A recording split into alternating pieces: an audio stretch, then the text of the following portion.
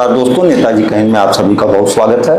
और आज संविदा की नौकरी की तलाश में जो लोग घूम रहे हैं उनके लिए मैं एक खुशखबरी सुनाने जा रहा हूं। यह खुशखबरी तो कल ही योगी आदित्यनाथ जी ने सुना दी थी।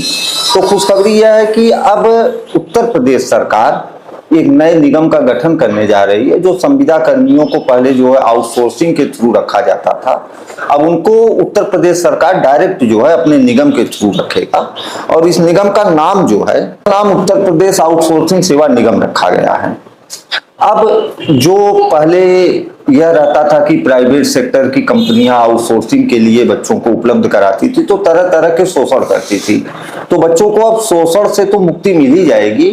और यह कंपनी जो पब्लिक लिमिटेड कंपनी होगी, इसका जो गठन हुआ है यह 2013 की कंपनी अधिनियम के तहत उत्तर प्रदेश सरकार इस सेवा संगठन का निर्माण कर रही है, अपनी इस कंपनी का निर्माण कर रही है, निगम का।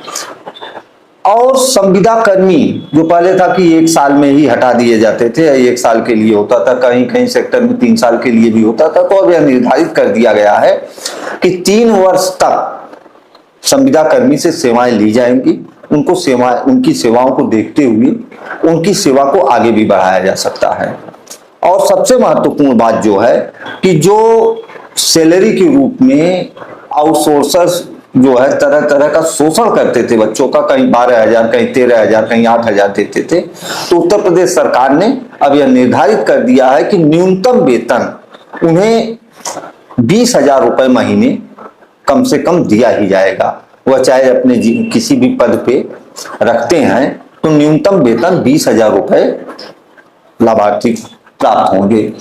तो शोषण से जहां लोगों को प्रदेश सरकार बचाने के लिए लगी हुई है, योगी आदित्यनाथ जी ने इतना बड़ा कदम उठाया, पर कहीं ना कहीं एक संदेह मन में यह भी उठता है कि जब इस तरह के निगम का निर्माण हो जाएगा तो क्या सारे के सारे सेक्टर में संविदा कर्मी ही रखे जाएंगे, रेगुलर कर्मचारी नहीं रखे जाएंगे?